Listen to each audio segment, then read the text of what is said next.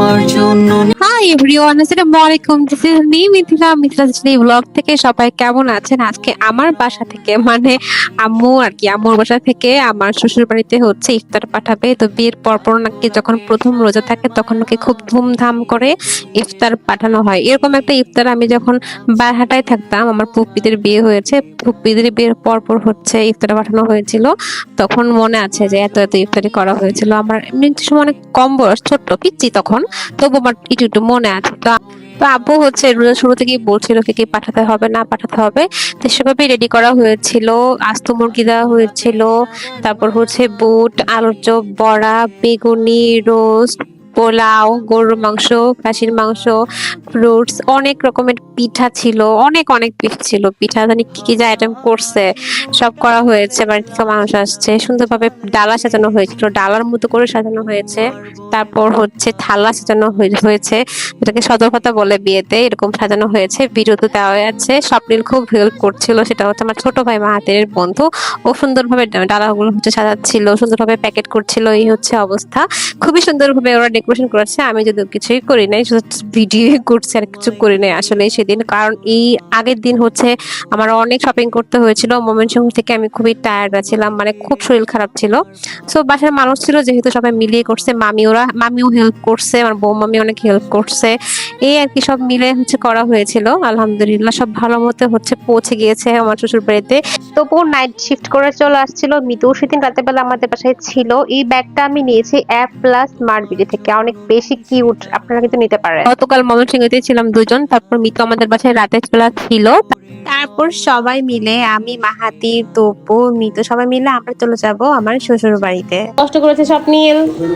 ও এমনি টি-শার্ট পরে আয়া বসে তুমি আবার স্নান করে বাদামা। তারপর একটা অটো রিজার্ভ করে সবকিছু আইটেম নিয়ে মাহাতির, আমি, তপু, মিতু চলে যাচ্ছিলাম আমার শ্বশুর বাড়িতে। আমার প্ল্যান ছিল যদিও থাকবো, কিন্তু তপু আসলে চলে যাবে, ওর এই দিনই হচ্ছে চলে যাবে। মানে ও সকালে আসছে, তারপর হচ্ছে সেদিনই রাতের বেলা আবার চলে যাবে, ওর ডিউটি জয়েন করতে হবে, নাইট ডিউটি করে চলে আসছিল। আর এই দিনের ওয়েদার এত বেশি সুন্দর ছিল, সত্যি কথা বলতে ওয়েদার একদম মারাত্মক ছিল। আর আমার শ্বশুর বাড়িতে একদম ওয়েদারটা এত ভালো লাগে। আমি সুন্দর একটা শাড়ি পরেছিলাম। তপুই বলছিল এই শাড়িটা পরতে।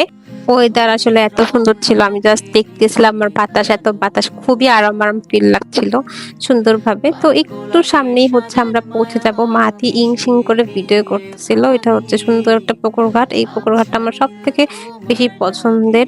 মানে এখানে কি যে একটা ফিল হয়, ট্যাগের ঘাটের একটা ফিল হয়, এত সুন্দর, এত শান্তি লাগতেছিল। এখানে সব ইফতার রাখা হয়েছিল, আমরা একটা ছবি তুলছিলাম, ভিডিও করছিলাম, খুবই ভালো লাগছিল। এখানে সব পিছারি টিছারি সব যা আছে আমাকে একটু ভিডিও করে দিচ্ছিল। তপু আর মাহাতি দুজনেই। তপুই বলছিল এখান থেকে একটা ভিডিও করো, নাম নিয়ে একটা ভিডিও করো। আমি একটু একটু ভিডিও করছিলাম। তোমার লাগে ভালো